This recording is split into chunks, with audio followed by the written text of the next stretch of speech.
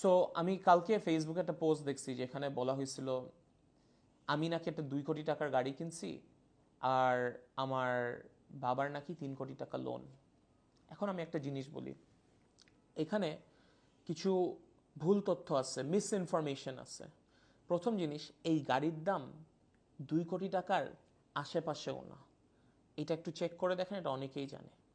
And তারপরের জিনিস, আমার মা বাবার কি একটা কোম্পানি ছিল? হ্যাঁ। কোম্পানি কি লোন নিয়েছিল? হ্যাঁ। কোম্পানি আর ব্যাংক দুইটার মধ্যে কি একটা ডিসপিউট হয়েছে যে টার্মস অ্যান্ড কন্ডিশনস ম্যাচ করে নাই? হ্যাঁ। তারপর কি?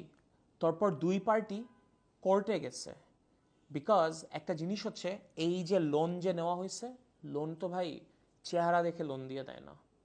লোন দেয় একটা বন্ধক, নাহলে একটা মর্টগেজ রেখে নিতে হয়, যেখানে আমরা আমাদের একটা জমি দিছি।